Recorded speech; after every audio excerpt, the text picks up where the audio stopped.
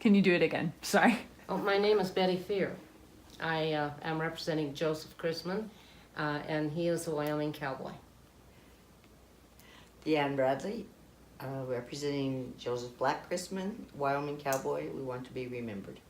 Well, Joe considered the Fear family family because when he came home from the war, he went to work for my dad, who had written him the only one he had written to, supposedly, while he was in the war, written him 2 letters and told him he'd have a job when he came home. So he came home and went there, and for 43 years he worked for the outfit. And we all were raised by Joe in a lot of ways. Well, he was honest, he was rugged, he was handsome, he was a disciplinarian, but he always made it easy to tolerate. Called you lad, regardless if you were a woman or a man or a kid. You were lad.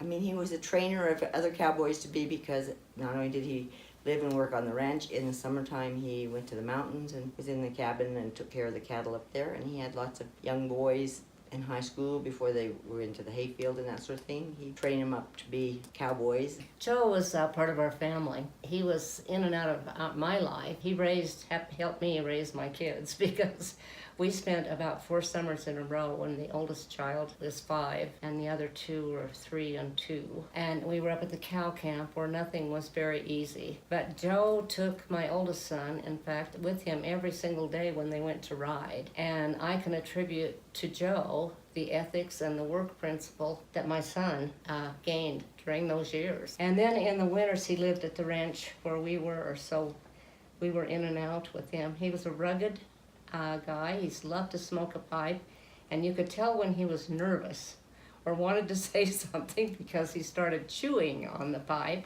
And in fact, like all bachelors, Joe thought he knew more about raising children than anyone. He always told me at the end of the summer that after we'd been at the cow camp, he said, I have to buy a new pipe.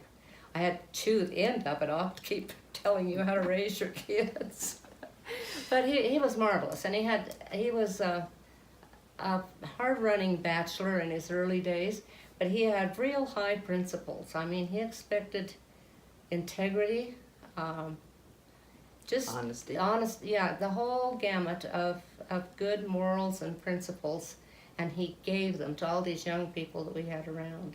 And where Deanne was talking about the young kids that were there to work with him a lot, there were 3 or 4 summers where I happened to be the cook while he was doing the raising of all these young kids. And he just didn't put up with any nonsense, but he was kind and they respected him.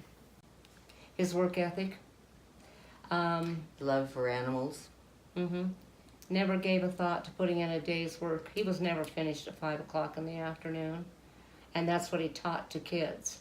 And to me, being a true Wyoming cowboy is teaching those values to the next generations. I mean, if they're going to carry on, someone has to be teaching them. And that's why I think he's the true spirit of the Wyoming cowboy. Sweet Wyoming home.